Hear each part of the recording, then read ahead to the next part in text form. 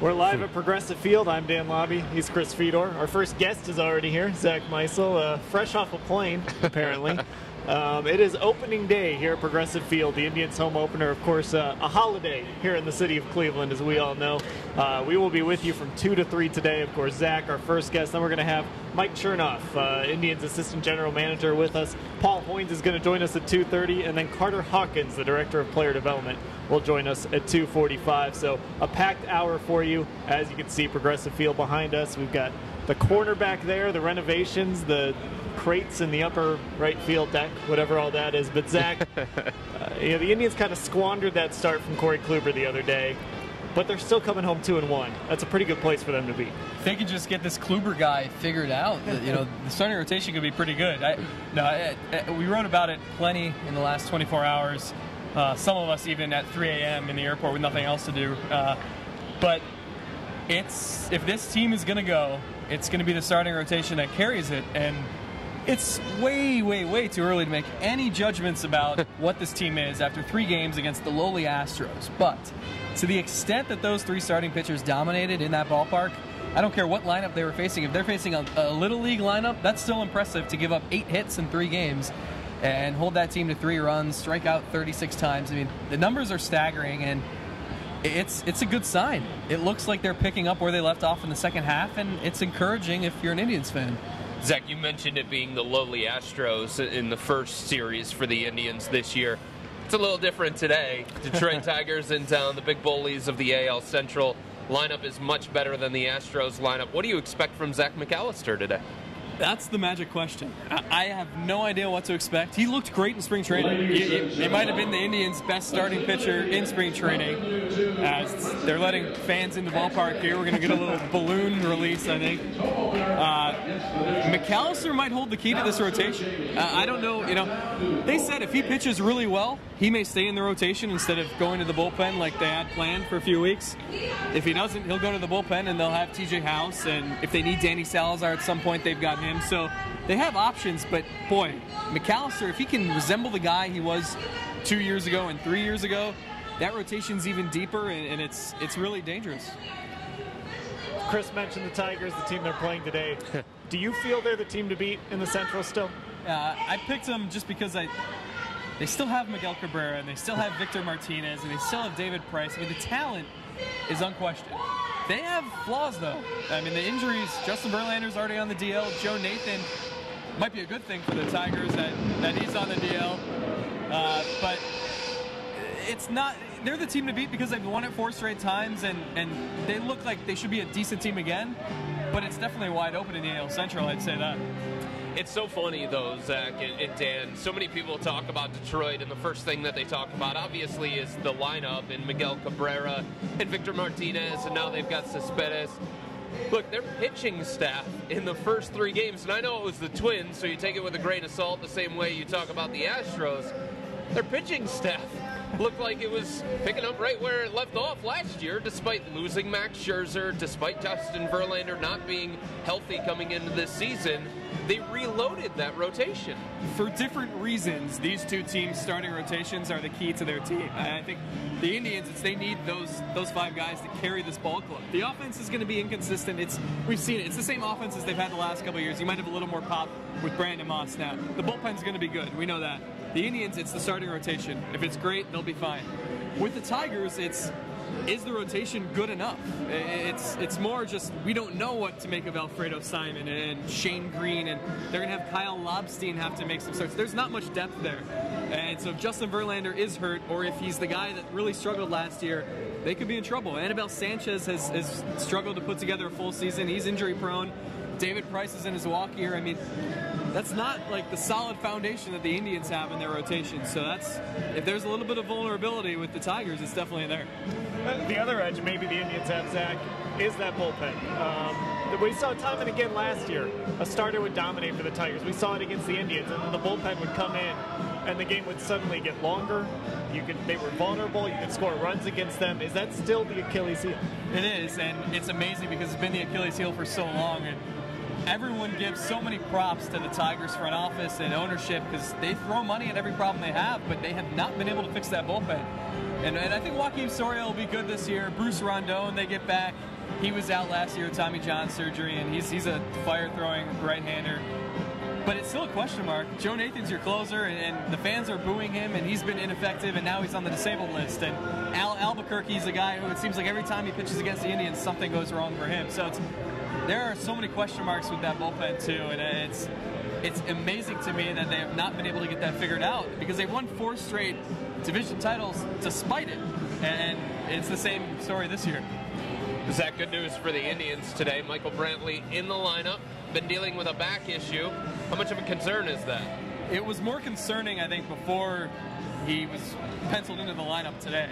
I think Terry Francona said himself, they were perplexed. They didn't know what the injury, why it kept recurring. He was feeling it in spring training, and then he felt fine for opening day and was going to play on Wednesday, and then they scratched him. So it's a concern just because the back injury lingers, and that's obviously the type of thing you want to avoid, especially in April when it's cold, it can be cranky, and that's not what you want to be dealing with, because that thing will linger. But it's definitely an encouraging sign that he's in the lineup for this one. Let's talk about this lineup. You mentioned it's going to be inconsistent, but we know the Kipnis's, the Brandon Mosses, the Gomeses, the guys that kind of have to come through for this lineup to be good, but who's kind of the X factor in this lineup, do you think? I think it's Kipnis, just because they're going to go with the 3 lefties at the top of the order, and you're going to get a lot of lefties facing this team. Especially, it's going to be a lefty out of the bullpen the first time the other team goes to a reliever every single game.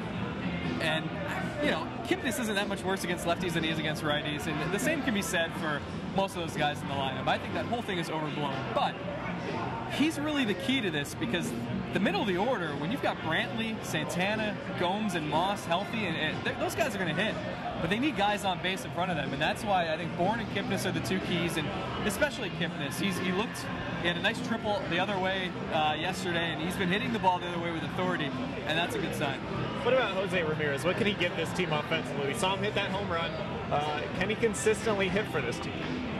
That's a tough question. I don't know if consistently if he can. I think he'll kind of do what he's done, and that's, I mean, he led the American League in sacrifice bunts last year, and he played about 40% of the season. So I know a lot of people hate bunting, but he's actually good at it, and if they can move a runner over, he's not the biggest bat in the world. It's probably not the worst thing to do. So he's a little spark plug, and he's not going to hit 320, and everyone can keep clamoring for Francisco Lindor, but I think Jose Ramirez can play at this level, and he's proven that he can be a major league hitter. And if he's hitting 9th, it's not like you expect him to hit 20 home runs anyway.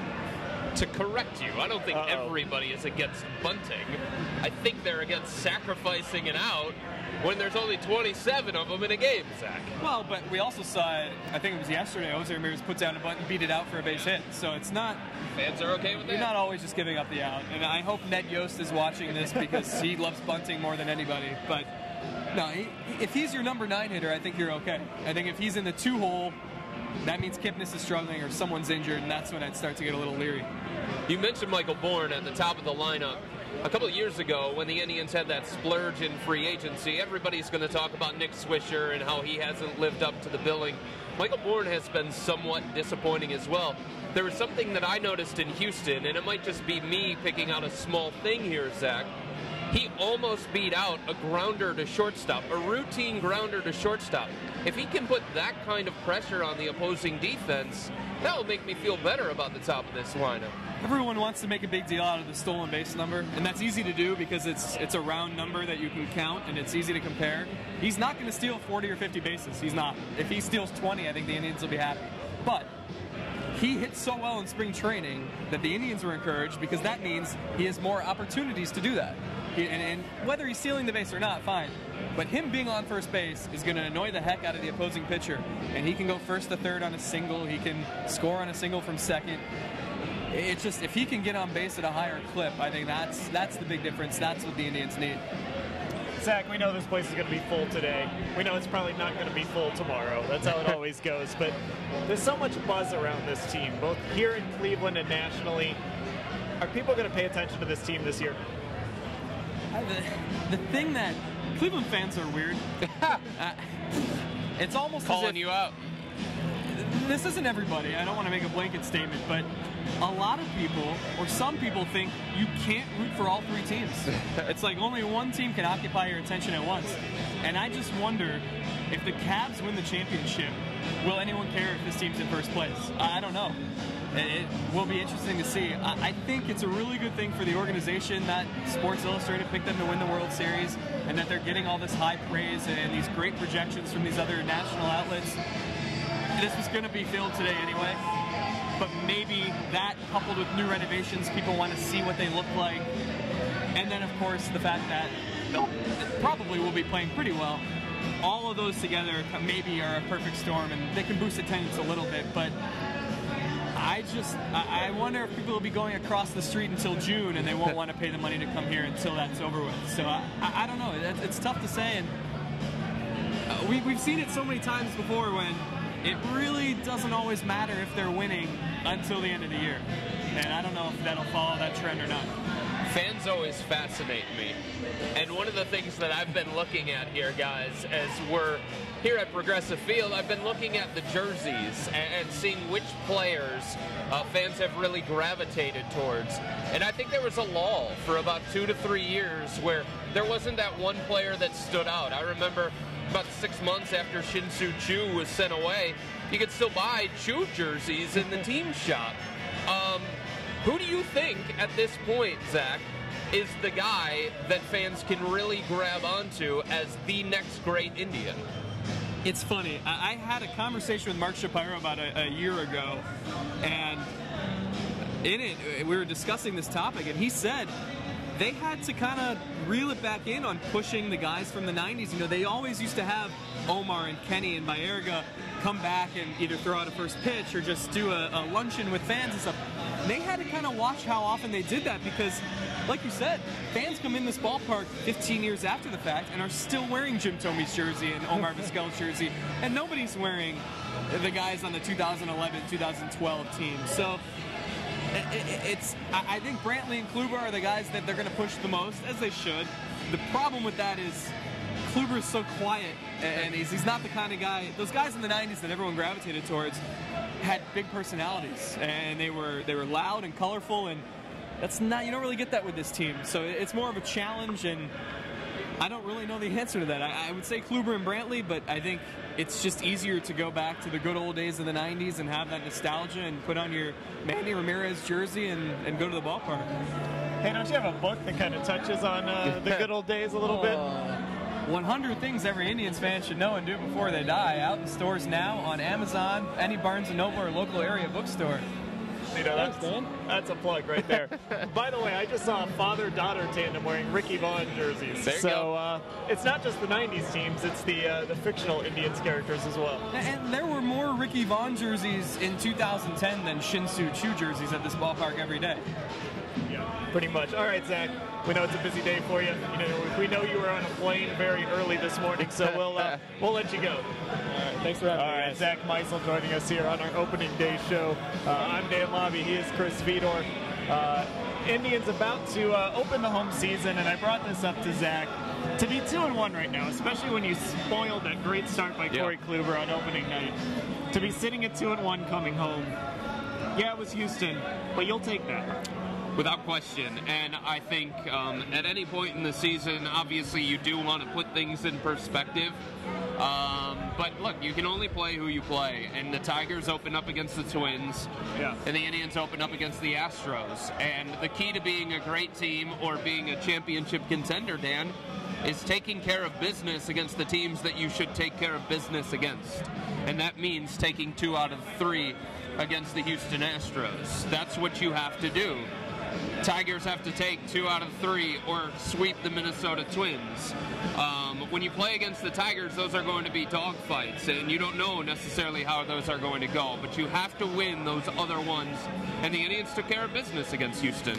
Yes, they did, and sitting at 2-1, we're about to bring on our next guest here on the show. He's standing right here, so we're going to bring him on shortly, but now going against the Tigers, I mean, this is what you want early in the season, to kind of see what the Indians have. against a team like this, the team that's supposed to win your division. Yeah, and at the same time, I do think that people need to put this one in perspective as well, Dan. Yeah. Because, yes, you do want to win this one. It's opening day. It's a huge game. It's the Tigers. You want to measure yourself against Detroit, see how far you've come from last year, maybe how far back Detroit has fallen. But you've got Zack McAllister today. You're going to have TJ House in another one. You don't have your big guns against Detroit's big guns. I think the Indians should be able to take this series, though, from Detroit because, as Zack mentioned, one of their problems is the depth in the starting rotation. Yep. And those are the pitchers that the Indians are going to be seeing this weekend. And I still don't trust that bullpen. All right, let's go ahead and bring on our guest here. He's waiting to come on in. He is the. We're going to have Paul Hoynes on at 2:30 and then Carter Hawkins at 2:45. So those guys are coming up. But right now, Assistant General Manager Mike Chernoff joining us. Mike, how are you? Great. Thanks for having me, guys. Good to have you on. Mike. Opening day. I mean, a home opener. Just it's going to be a packed ballpark. The new renovations. You know, what's the feeling for a guy like you, kind of around this atmosphere? Oh, it's exciting. Honestly, it's the first time I've seen it since spring training. So I was in spring training for 2 months, and then with the team in Houston, came in here, toured the bullpens and the corner bar today. So I think the whole environment in the city, and especially in the ballpark with the renovations, is really exciting today. Now, fans always circle games against the Detroit Tigers and the Kansas City Royals. I'm curious, do people like you in the front office circle those ones too there, Mike? Unfortunately, 162 games are circled for us, so yeah, we live and die with each one. I mean, look, any in-division game, you're going to think a little bit harder about the lineup you're putting out there that day, about the matchups and who's coming up, but they're all important. They're all important. Of course, the big story coming into this season, the extensions of Corey Kluber, Carlos Carrasco, the top two guys in that rotation. It's been the ongoing theme from this team. You go back to the 90s, you guys did it. Now you're doing it again with the position players recently and now those two starting pitchers. What does it mean to get those guys locked up? I think it's a combination of just having some certainty, right? So knowing who we're building around and knowing that these guys are going to be here for the long term. That's the first part of it. And then I think the second part is it's a great opportunity for these guys to grow around each other.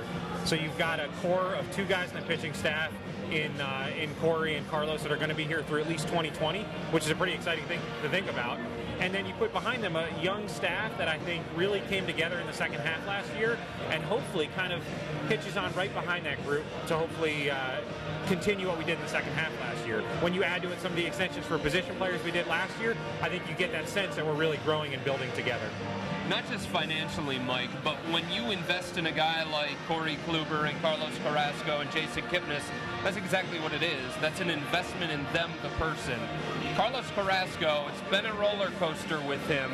Got sent to the bullpen last year, then became a starter. He has had some problems putting it all together upstairs. What was it about Carlos that you felt like, you know what, we've got a guy, let's invest in him? So when you look at his path, I mean, he had been kind of a top prospect, came over in the Cliff Lee trade, and then had always struggled a little bit to really claim that spot in the rotation, went through some injury setbacks and everything. When he got sent to the bullpen last year, his mindset changed completely. Our coaching staff did a tremendous job with getting him to take a much more aggressive approach to how he pitches.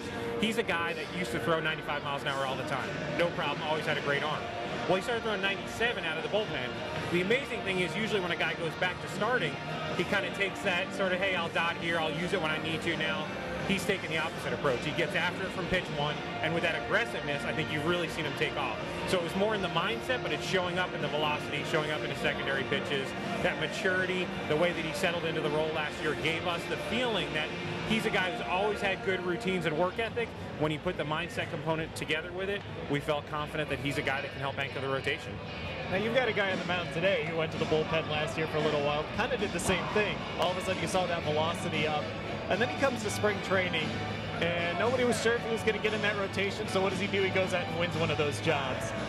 As a GM, assistant GM, you've got to love to see a guy be driven, we take advantage of that opportunity. Yeah, we're lucky. We've got, I mean, with everybody. Really starts with Kluber, but it's everybody has tremendous, they put tremendous effort in. They focus on the process. They're really focused on the right things. We've got a great group of guys in that rotation that follows Klubs. And I think we've seen it with Zack. He's always put the work in. And again, maybe it clicked for him the same way as it did with Carlos. He's a guy who's always had good stuff. It became great stuff out of the bullpen. Transition back, it continued to be great stuff. So we'll see what the future holds for him, but at least in the moment, he seems like a guy that fits in that fifth spot and really can help us anchor the rotation. Now, Mike, when it comes to an extension, it's a two-way street. The player has to agree to it as well. In the past, maybe Cleveland wasn't the destination for free agents. Maybe they would have moved on and explored options elsewhere. What do you think has changed with this organization? What have you guys done to change this culture to make it a place where guys want to stay long term? I mean, there's no doubt that starts with Tito. Tito has brought and enhanced in a lot of ways, but really brought an environment of growth, of a feeling of players wanting to be here with him, doing this together. If you look at some of the moves we made in the offseason, we didn't have to do any rebuilding, retooling. This was really building on the group that we had with some small tweaks to hopefully keep growing. So I think there's a real sense among our guys that this is Tito's here for the long haul, we're all in it for the long haul, and hopefully it's something where we can keep building, where guys want to buy into that kind of long-term picture.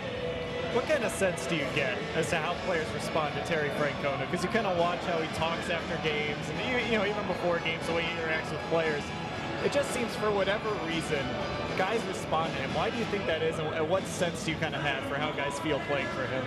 Well, he's accomplished a tremendous amount in his career, so immediately upon seeing him, you have that respect for him. More than that, it's his personality. Yeah. I mean, he is down to earth. He's the biggest goofball in the whole clubhouse. You know, if you saw him in there, it's pretty funny. And that creates such a great environment for our players. They love being there every day. He's very serious between 7 and 10. I mean, he is as good of a game manager as you can find, but at the same time, he has fun with the guys.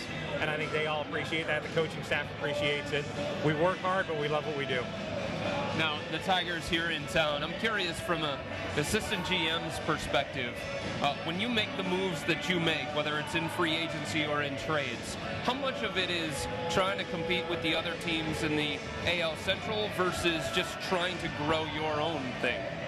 I think from a macro perspective, you have to think about where your competition is.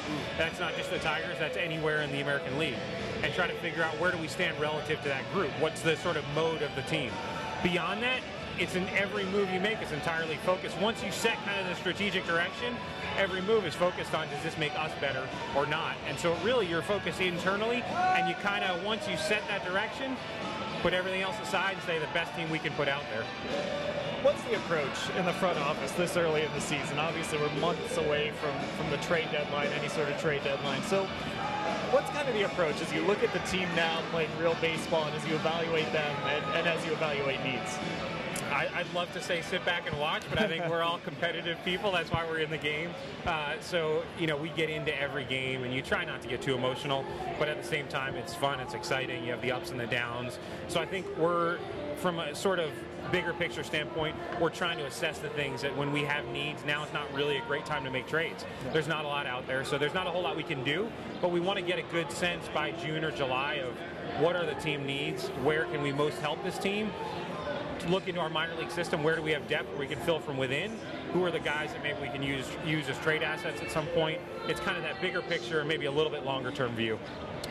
There are big expectations for this team, obviously. One publication picked them to win the World Series. For the last couple of years, you've been under the radar a little bit. How's the team overall adapting to the new expectations? I think guys are excited about it. Look, expectations are what they are. I think the guys are focused internally. It was a really fun camp that we had. Like I said, it's a group of guys that have been together now for really longer for a lot of them, but 2 straight years for most of this team. So it wasn't that like feeling out period that you usually have in spring training where you try to build the culture. The culture was in place.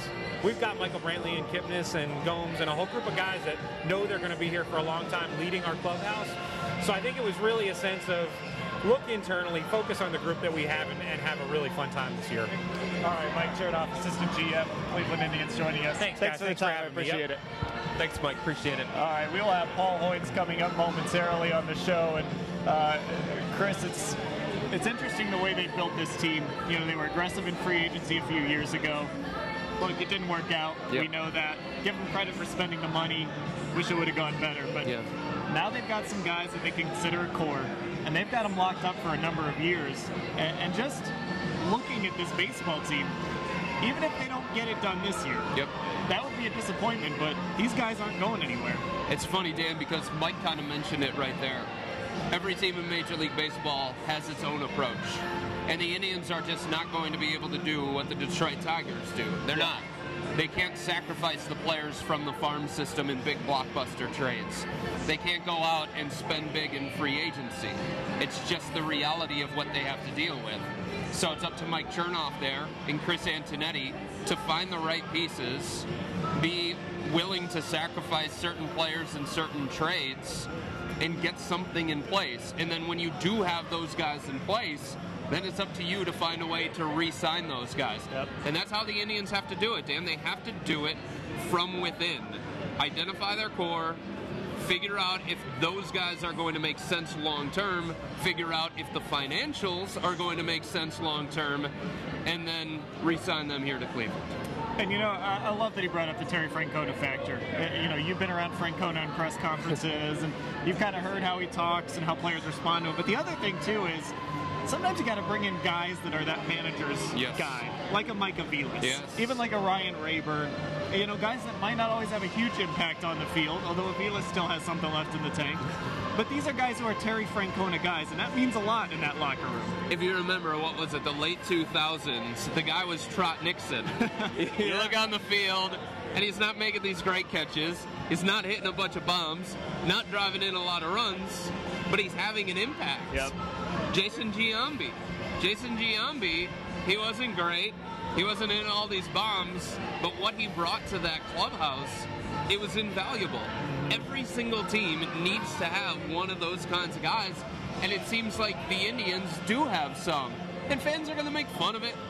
They're going to pick and choose guys that they just don't want to root for and they don't like and they make fun of. It's going to happen in any sport. But those guys, everyone in that clubhouse, Dan, they have value. You are around these guys for months at a time, every single day. There's not 2-3 days off between games. You can't get away from guys. You're around each other every day for a long time. You got to have a clubhouse that meshes. Not everybody has to be friends. Not everybody has to get along great, but you've got to have guys in that locker room.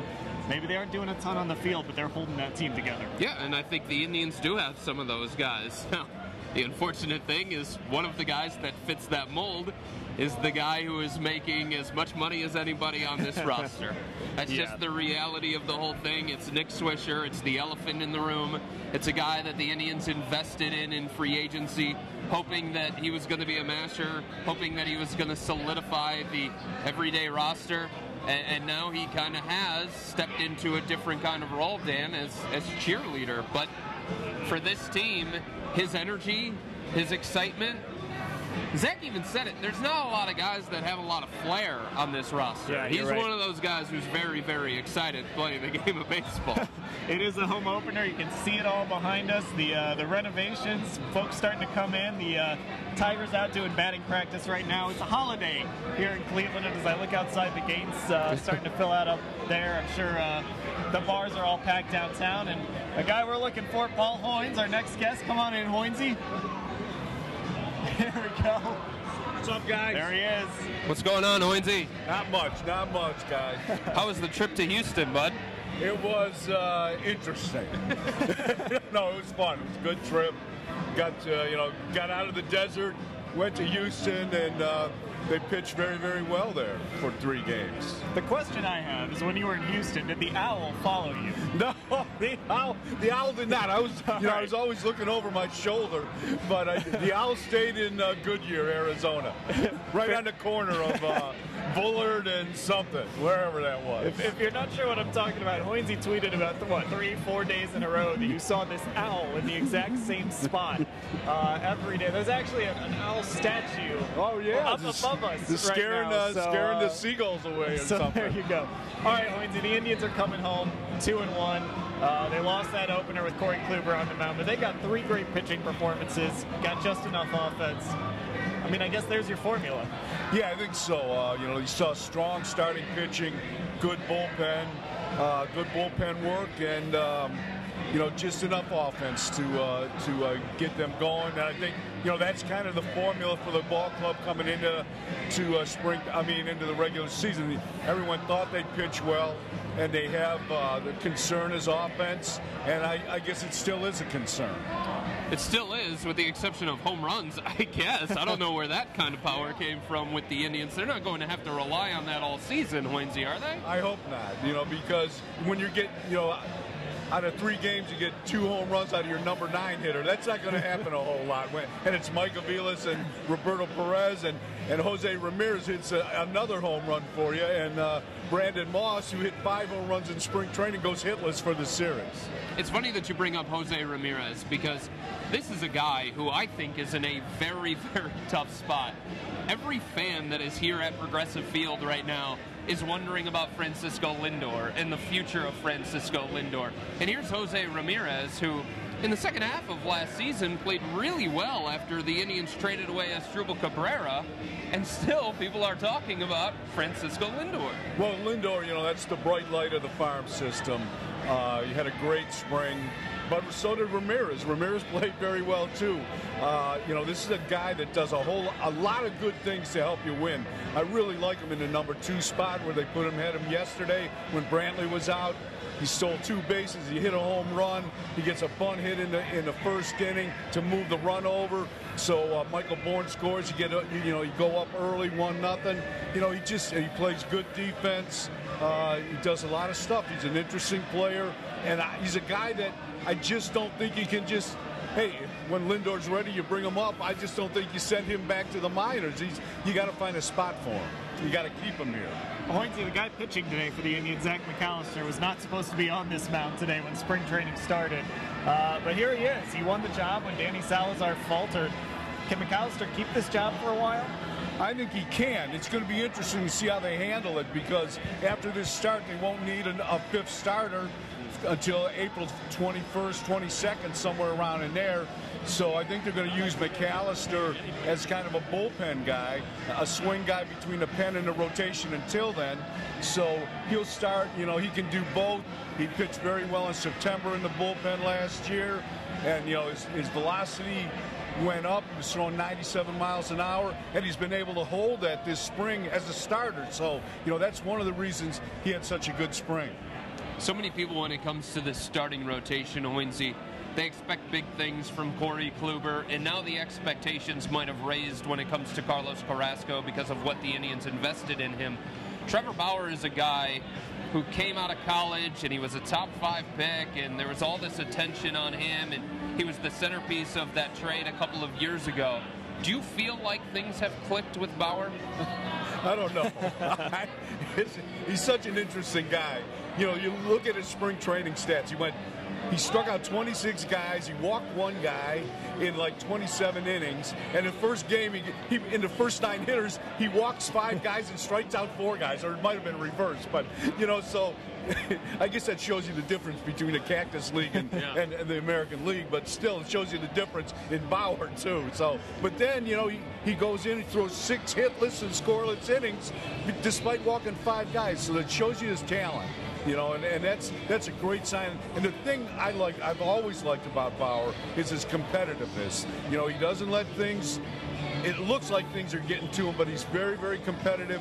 He'll stay in the game. And I think Jason Kipnis was saying, he came out of yesterday's game with a no-hitter after 111 pitches. But Kipnis said in his mind, his pitch count is 220 pitches.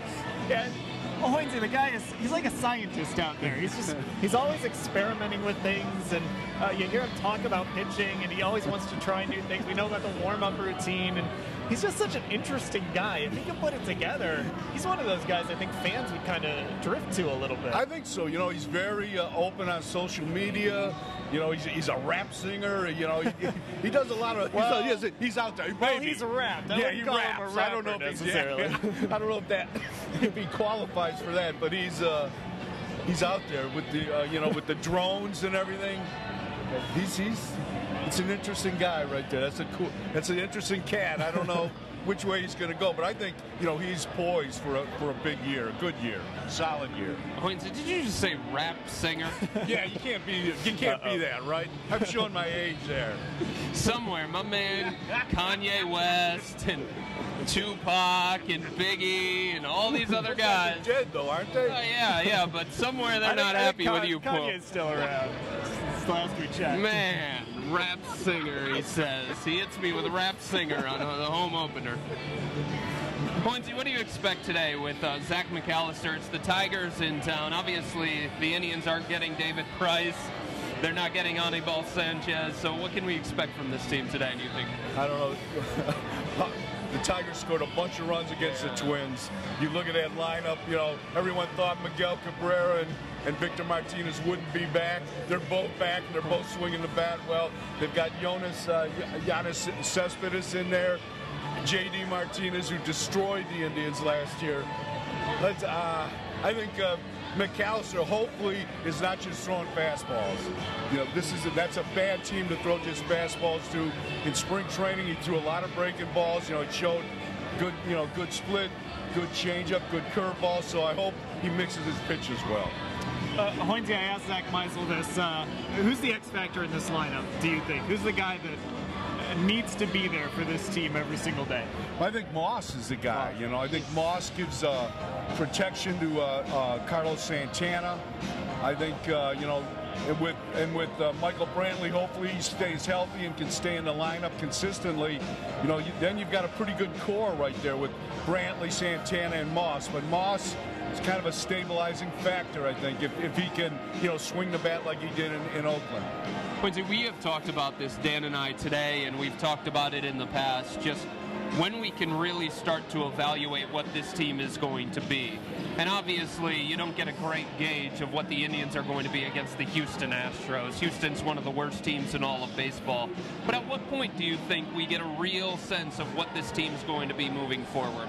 Well, baseball people say, they take that 40-game, 50-game milepost, and then you kind of can, reconfigure and sit back and say, okay, maybe we need this, we've got that. But I think, I think that's probably a fair estimate because we know a little bit more about this team. Last year, two or 3 years down before this, there was a younger team. We really didn't have a good feel on it. But, by that time, we should know if Kipnis is coming back. We should know if Brantley can stay in the lineup. We should know more about Michael Bourne. Is he going to be a threat on the bases? Is he going to be able to raise his on-base percentage? We'll have a pretty good feel for that. We'll also, have a much better read on the rotation. Not so much, Carrasco and Kluber, but the bottom three guys. Is Michael Brantley going to be able to stay in the lineup? That back injury that's is a great worrisome. question. He says he's going to do whatever's necessary to stay in there. He's in there today. But this is a thing that, from day one in spring training, he was bothered by it. So, you're always a little leery of that. He had an MRI today. Structurally it looks sound. It's a strain, a back strain. So we'll see what happens. I've been somebody, Hoynesy, that has been very hard on Carlos Carrasco. He's been a point of frustration for me. The Indians have identified him as one of the core members of this rotation moving forward. How surprised were you that they were willing to make the investment in him after really just one half of great pitching? I was surprised. I was kind of caught off guard by that move.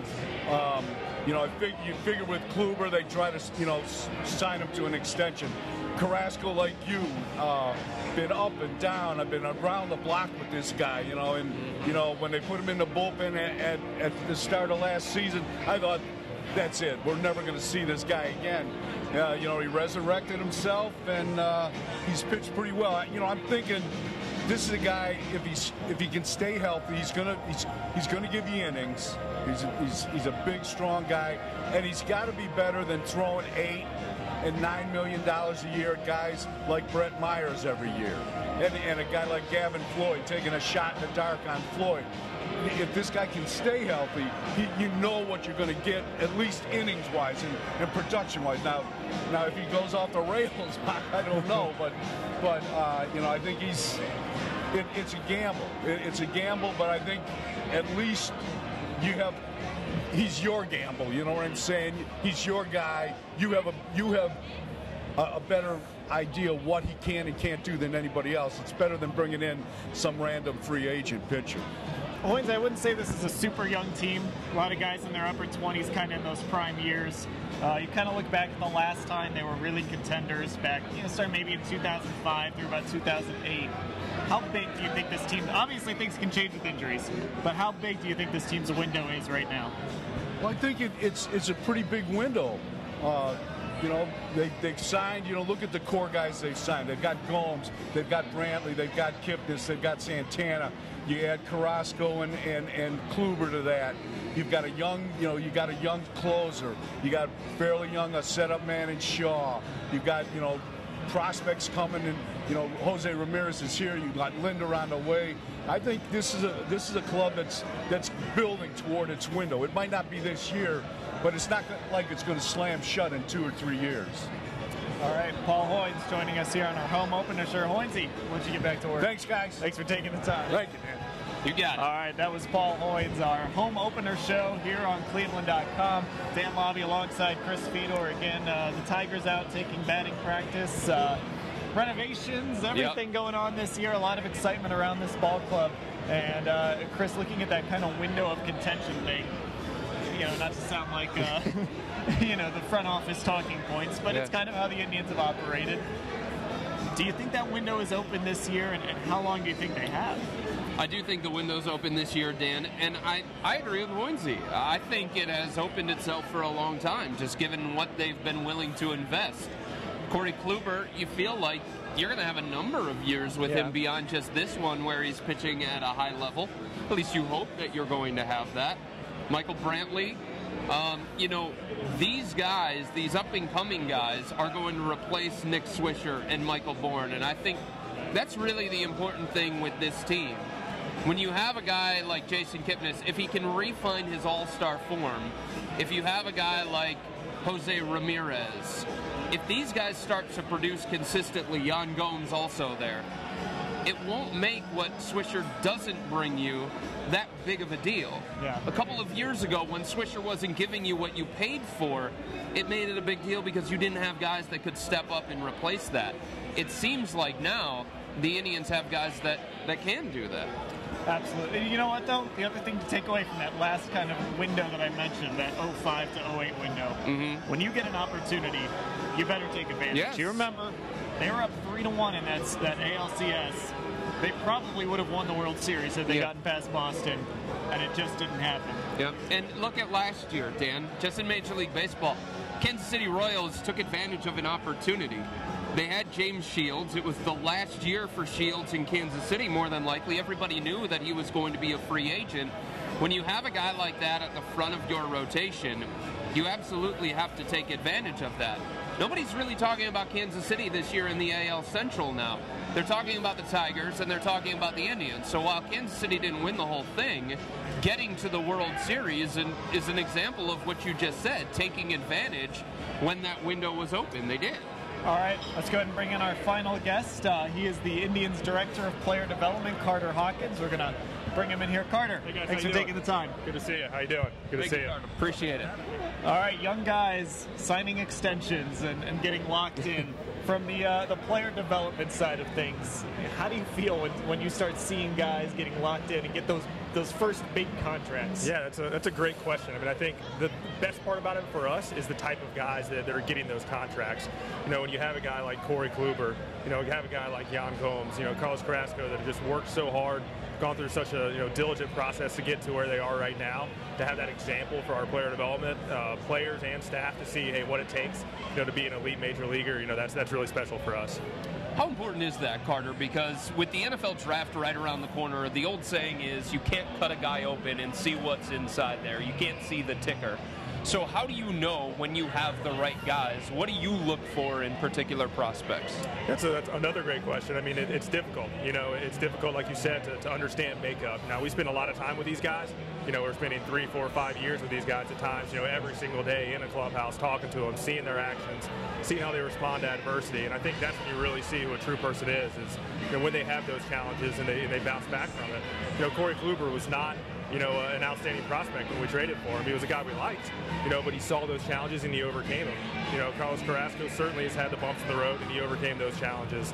You know, Jan Gomes was not a prospect. He overcame those challenges. So when you see those things kind of play out over the course of a player's career, you kind of have an idea that, hey, this guy's the guy that can sustain some success. Now, when it comes to contract extensions with a guy like Carlos Carrasco, Corey Kluber, last year Jason Kipnis, how much do you weigh what they bring to you on the field versus what they bring to you in the clubhouse? I think both, and how what off the field impacts what happens on the field. So, you know, certainly we want good teammates, certainly we want guys that are going to help us out, you know, on both sides of the ball. But, you know, at the same time, you know, we got to produce, right? So, but the guys that are good teammates, the guys that work hard, that are diligent with their routines, you know, those are the type of guys that tend to have consistent results on the field as well.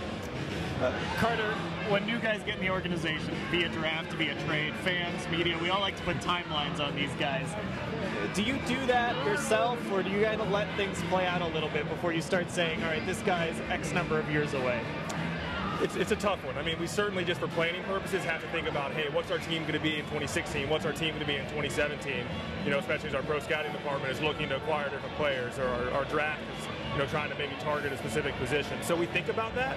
At the same time, we're not going to shortchange anyone's development, you know, in order to just get them to fill a spot that we had predicted, you know, many years ago. So, you know, it's a delicate balance. We certainly plan for it, but the overarching goal is to get these guys to improve as much as we possibly can over the course of their careers. Speaking of timelines, let's talk about Francisco Lindor. Where is he at progress-wise, and do you think he's a guy that could make his way to the majors this year? He's definitely knocking on the door. You know, I mean, the people that saw him play this spring training, you know, in major league games, you know, he was, you know, clearly one of our better players on the field from a talent standpoint, and, you know, we feel like he's a guy that's going to impact us very soon. You know, there's still development to be done. There's still things that he can get better at, you know, just like any of our players, and he understands that, and he's working diligently every day to make sure that happens. So, you know, I wouldn't be surprised if we saw him at some point this year, but at the same time, we're not going to shortchange that career path and that development just for the sake of getting him up here. You mentioned that when it comes to what he did in spring training, it caught a lot of people, I don't want to say by surprise, but it really caught their attention, like, whoa, the Indians might have something here with Lindor.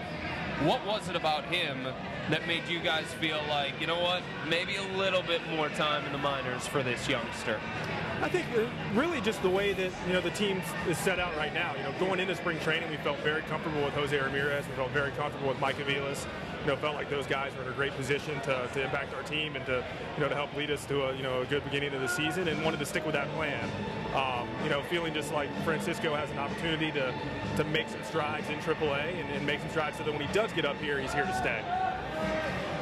With different players, obviously a guy like Lindor comes in, very hyped guy, a guy drafted very high. A guy like Corey Kluber, like you said, maybe wasn't as high a prospect as he turned out to be once he got up here. What is your approach when guys first get in the system? Is it a little bit of a different approach with a guy like Lindor, or is it the same for everybody? You know, we certainly try to treat everyone equally. You know, we want to provide the opportunities to each of our 180 players, you know, that we can, and individualize that approach. Now, I'd be lying if I said that the guy that we drafted in the first round or with our first pick, you know, doesn't have a couple more eyes on him than other guys. But, you know, for each guy, we're looking to put an individualized plan, looking to assess where they are in their development path, what different goals we can work on to help them, you know, proceed in their development path as efficiently as possible. And, you know, for Francisco, you know, certainly he's getting a lot of resources, but we want that 180th guy to get him as well. Speaking of guys with a high profile, Danny Salazar is somebody who was pitching in big games. The last time we remember him, it was that big game. He came up in the second half of the season, and he's throwing fire, and fans are really, really excited about his future. He's starting this year in the minors. Where does he need to get to? What areas does he need to improve on so that he can get back to this level, the big leagues? I think just consistency. I mean, if you looked at his velocity, if you looked at his stuff, It's very similar to where he was, in 13 and then when he was doing well in 14 also. So, he definitely, the arm is still there. It's just finding consistency with his delivery, consistency with his stuff. If he's able to do that, he's going to be a guy that's going to impact our team in a big way over the course of this year. Can you give us updates on last year's first-round picks, Bradley Zimmer, Justice Sheffield? Yeah, so Zimmer is in Lynchburg. It's our new affiliate. We moved from the Carolina Mudcats to the Lynchburg Hillcats. So he's in in Lynchburg there. Played his first game last night, playing center field, sharing the outfield with Clint Frazier, our first-round pick from the year prior. And then Justice Sheffield is starting the year in Lake County. So both of those guys had very impressive springs, handled themselves very well. Really looking forward to seeing them, go through the process of their first full season. I know there are certain organizations that identify guys coming out of college instead of coming out of high school. Where do you guys stand when it comes to that in the draft? Do you feel more comfortable with the college guys? Do you feel more comfortable with the high school guys because you can get your hands on them and you can develop them? Where do you stand with that? That's a good question. I think with the college guys, you certainly have a lot more information on them, so it's easier to make a better educated guess on, what kind of player they're going to be. Having said that, we want the best possible player, and so if it's a high school guy that might have a little bit more risk, but at the same time has significantly more upside, we want to get that guy in our system because we feel like if we can get that individualized plan for him, that, they're going to take off. I've always wondered with the setup with the minor league affiliates, does it benefit this team that, their two top affiliates, Akron and Columbus, are all kind of real close to the Major League Park, and these guys think close to the Major League Park. They can get up and down I-71 quickly. Is there any benefit to kind of having everything relatively close together? Certainly from a travel budget standpoint, yeah, absolutely. I think that, players on their off days, they can come out and watch a game here, just to see that Major League environment, to see what they're shooting for, to kind of have that windshield in front of their faces so that they can say, hey, this is who I need to be and the type of player I want to become. So that's definitely helpful. And then just from a, administrative standpoint, it's a lot easier just to say, hey, get this guy up here in an hour and make sure that we have that backup. But I think definitely just from a overall environment and the city of Cleveland getting to know some of these players a little bit earlier on in their career, and the whole state of Ohio as well, it really just provides a good environment for these guys. I remember when the organization drafted Lonnie Chisenhall, and there was a lot of excitement around Lonnie, and there were a lot of questions, though, around Lonnie. You never want to say make a break or anything like that with a player, but where do you feel like Lonnie is in his development? How much confidence do you guys have in him right now? I think you saw last year, the type of player that Lonnie could be. Not just that 12 RBI game he had, just overall over the consistency of the season, his ability to handle left-handed pitching better, his consistency defensively. So he's making strides there. He's continuing to get better. He worked extremely hard with Mike Sarbaugh this spring to increase his defensive consistency. And we think he's a guy that can be a stalwart for our lineup for a long time. Is that the area for him, though, if we're talking about identifying the young core on this team? Is that the area where he really needs to take that leap for you to identify him as a young core member? I don't know that he necessarily needs to take a leap. I think he just needs to be the player that we all know he can be, and he showed that in his first last year, and we're looking forward to him being able to do that more often this year as well. All right, Carter Hawkins, Indians Director of Player Development, joining us. Thanks for the time, Carter. Yeah, appreciate it. Thank you. Yeah, have a good one. Appreciate it. All right, I'm Dan Labbe along with Chris Fedor. Of course, we've had Zack Meisel on. Paul Hoynes was on as well, Mike Chernoff, and that was Carter Hawkins. Indians home opening show here on cleveland.com. A little bit of a different environment than we were in last year, sitting out here kind of down the third base line. And so, Chris, I was here for the kind of preview of all the renovations. Yeah. I'm not sure if this is kind of your first look at them. I know you haven't been inside anything, but, what do you think? Looking good. All right. This is what you want, right? You got the sun shining, which is a good thing. But the thing that really stands out to me, Dan, I think it's the same thing that stands out to a lot of people when they come here to Progressive Field this year. It's right there in the corner. It's affectionately named. It's perfectly named. It's the corner bar right there. That's just such a cool thing. And you don't go around many major league ballparks and see something along those lines. I think it's a really, really nice touch. And where it's located, too. Yeah. Could it be a better spot? My goodness. No, and it's packed already. I'm looking at the upper level of it. It is completely packed. And the other thing that you can't really see from here is the new Gate C entrance where they have the statues, and they've really opened that area up as well. And a lot more room to move over there. So it's going to be interesting to kind of see how everything plays out. And of course, for fans who like to heckle and maybe get on the other team a little bit, that upper bullpen right there, again, I'm not sure if you can see it on the camera, that's the visitors' bullpen right there. So there's some folks standing already along the gates there. So you want to get on those Tigers relievers a little bit. Get on Al Albuquerque a little bit for how long his name is on the back of his jersey, or whatever it is. You're going to have lots of opportunities for that this season. Yeah, obviously, don't start throwing peanuts at him or anything along those lines, or any sunflower seeds. But yes, heckle away. That's what it's about.